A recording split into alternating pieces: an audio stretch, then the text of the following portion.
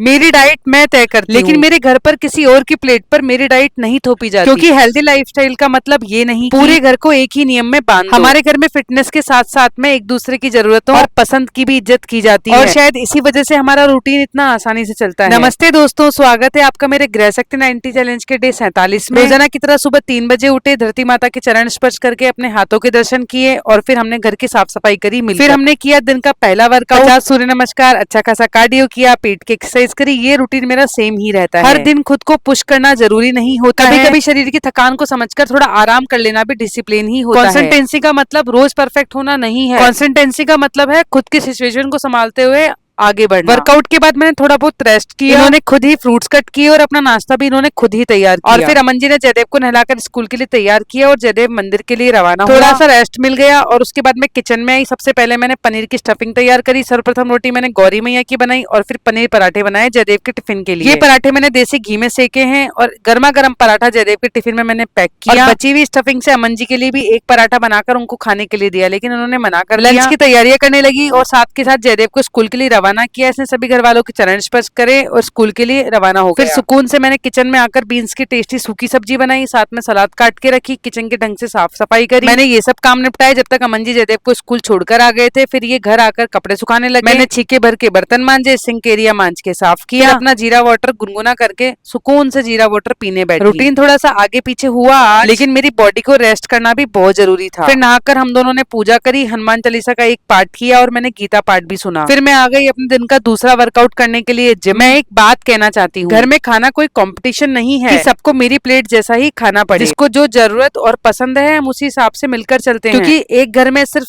प्यार का मतलब साथ रहना ही नहीं, बल्कि एक दूसरे की जरूरत समझना भी है। और काम चाहे कितने भी मैंने अपने लिए एक चीज तय कर रखी है, दिन कितना भी उलझा हुआ क्यों ना हो, लेकिन अपने हेल्थ गोल्स को पूरी तरह से बिल्कुल नहीं छोड़ना है। थकान भी थी, काम भी थे, लेकिन फिर भी मैंने अपने दिन का दूसरा वर्कआउट कंप्लीट किया। मैं वर्कआउट करती हूँ तो थकान मुझे भी होती है, पैरों में दर्द होता है, कई बार लगता है कि भाई अब नहीं होगा, लेकिन भाटी सर मुझे हर बार वहीं पर ही पुश करते हैं। जब मैं हार मानने लगती हूँ तो वो कहते हैं एक बार और वही एक बार और मुझे मेरी लिमिट से थोड़ा आगे ले जाता है। शायद इसी को कहते हैं सही गाइडेंस। जहां हम खुद रुकने लगे वहां हमें कोई हमारी ताकत याद दिला और दे। इसी के साथ मेरे आज के सभी task, 2 workout, healthy diet, 4 litre पानी, गीता पाठ, घर की जिम्मेदारियां, बच्चे के साथ क्वालिटी टाइम, परिवार के साथ समय बिताना और एक सेल्फी, डे 47 कंप्लीट। घर आकर एक मल्टीग्रेन रोटी, बीन्स की सब्जी, 1 गिलास छाछ, शाम को सिर्फ 7 बजे पपाया, रात को जयदेव को दूध रोटी खिलाई। आज फिर समझ आया कि जिंदगी परफेक्ट रूटीन से नहीं, सही बैलेंस से खूबसूरत बनती है। काम भी, परिवार भी, फिटनेस भी और थोड़ा आराम भी। और फिर लास्ट मैं यही कहूंगी कि मैं हारने नहीं बदलने निकली हूँ। मिलती हूँ डे 48 में। बोलो हरे कृष्णा।